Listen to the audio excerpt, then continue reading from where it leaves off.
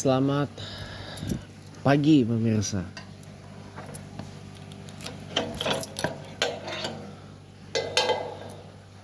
Ada yang spesial di program saya pada pagi hari ini. Dan mungkin ini juga edisi spesial dari Chatterbox di pagi hari ini, di hari Senin 14 April 2025 ini. Saya akan membawa Anda kepada sebuah perjalanan di mana kita akan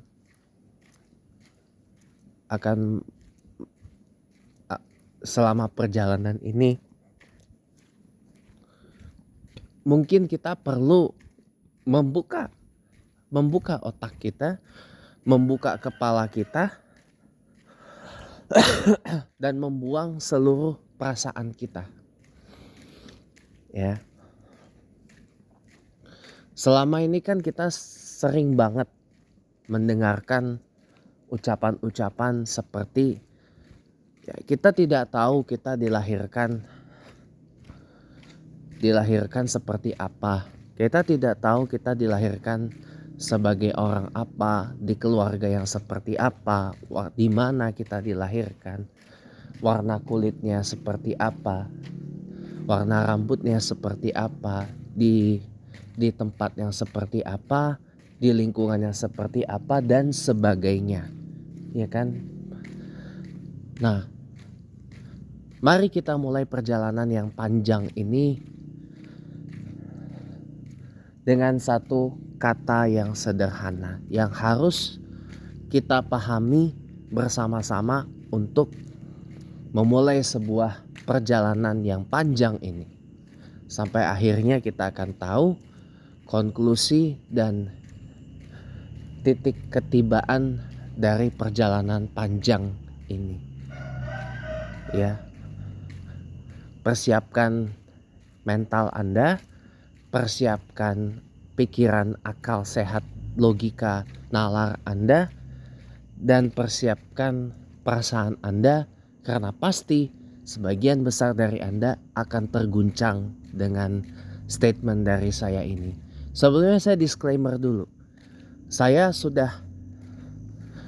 ini adalah mantan ateis yang sudah tidak lagi jadi ateis sejak 2020.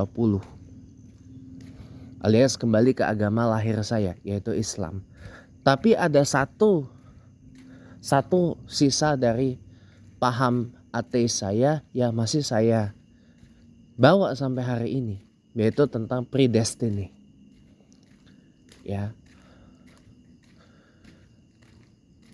Predestiny boleh kita tafsir sebagai pratujuan, kehidupan kita di dunia, atau bebas lah Anda mau menginterpretasikan atau mentafsirkan atau menerjemahkan kata sederhana tapi maknanya banyak ini dengan berbagai macam.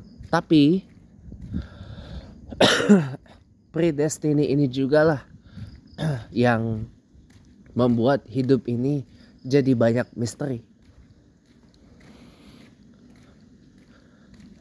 Saya dan Anda mungkin punya pertanyaan. Ya Allah, kenapa sih kok saya dilahirkan di keluarga yang seperti ini? Kemarin kan yang waktu kabur aja dulu viral trending itu kan ada pertanyaan, ya Allah, kenapa aku ditakdirkan menjadi warga negara Indonesia? Ya Allah, kenapa aku dilahirkan sebagai warga negara Indonesia? Ya Allah, kenapa aku terlahir sebagai orang Indonesia? Itu kan ungkapan-ungkapan yang sebenarnya itu mengarah kepada predestiny loh. Kenapa sih kok kita lahir sebagai orang Indonesia, kita lahir sebagai orang Australia, lahir sebagai orang New Zealand, lahir sebagai orang United Kingdom, lahir sebagai orang Amerika Serikat, United States, lahir sebagai orang Kanada, lahir sebagai orang Rusia, sebagai orang Tiongkok, sebagai orang Arab Saudi dan sebagainya.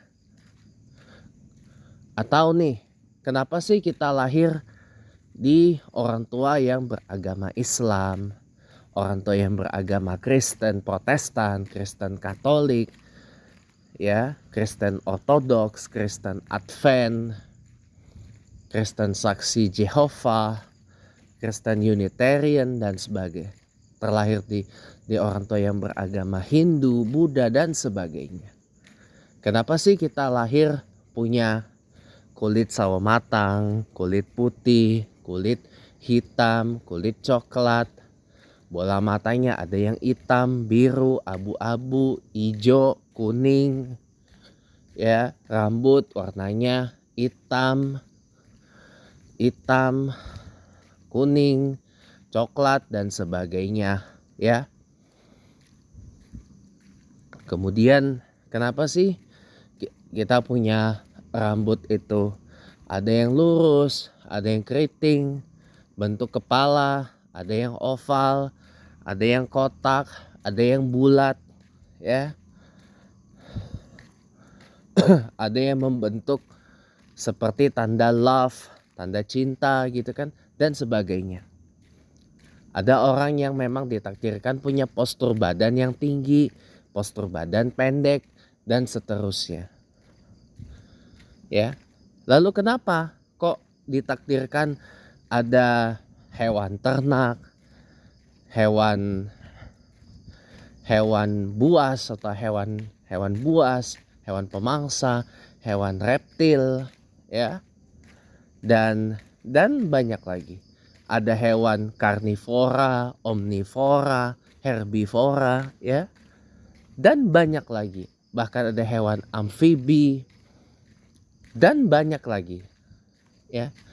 Jadi too many questions that can be asked gitu loh. Tapi pertanyaannya, di antara sekian banyak pertanyaan seperti yang tadi saya contohin, yang bisa kita ajukan, siapa yang bisa jawab? Orang pasti akan mengarahkan, ya kita sebagai orang beragama, ya coba kita kembali ke kitab suci kita masing-masing. Orang Islam pasti akan kembali ke Al-Quran, pasti.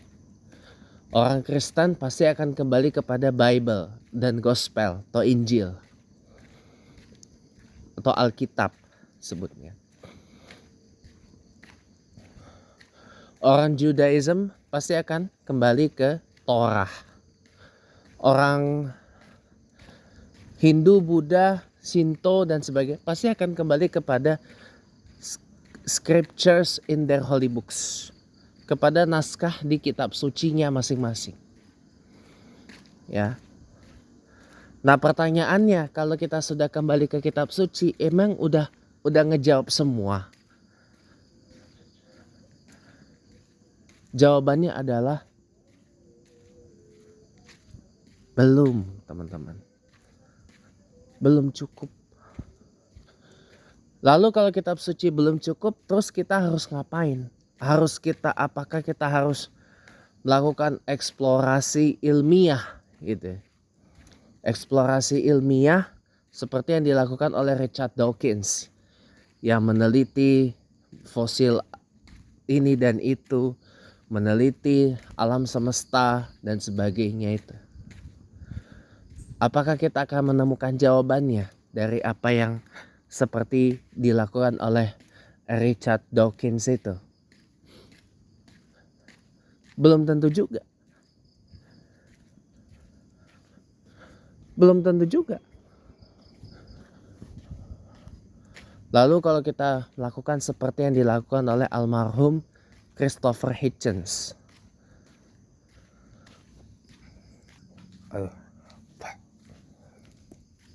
Lalu dengan kita melakukan hal yang sama seperti yang dilakukan oleh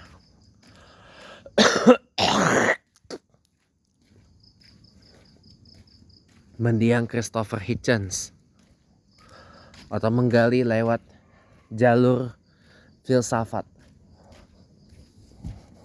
seperti yang dilakukan Daniel Dennett, Sam Harris, Rocky Gerung, dan lain-lain. Ya, apakah misteri terbesar ini bisa terpecahkan?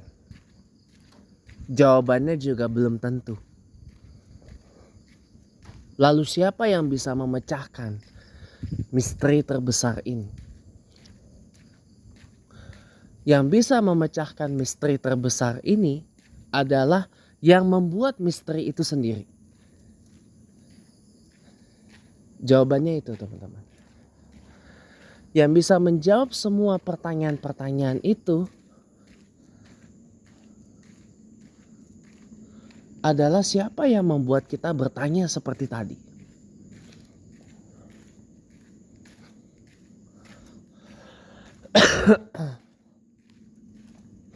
Yang bisa membuat pertanyaan-pertanyaan seperti yang tadi saya contohkan tadi terjawab seluruhnya, itu adalah yang membuat kita jadi bertanya hal yang tadi.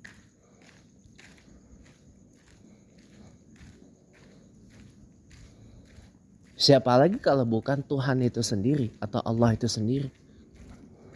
Ya. Jadi dalam hal ini kita nggak boleh cukup dengan iman buta. Wah, imani saja. Oh, kalau begini nanti kamu mengarahkan kita kepada kekafiran, kepada ini. Nggak gitu, teman-teman. Nggak gitu, teman-teman. Ad-dinu ma'al aklun. Beragama itu harus pakai akal, harus pakai pikiran, harus pakai logika, harus pakai akal sehat. Gak boleh hanya dengan sekedar iman buta tok. Kalau kita iman buta aja ya gak bakal maju kita.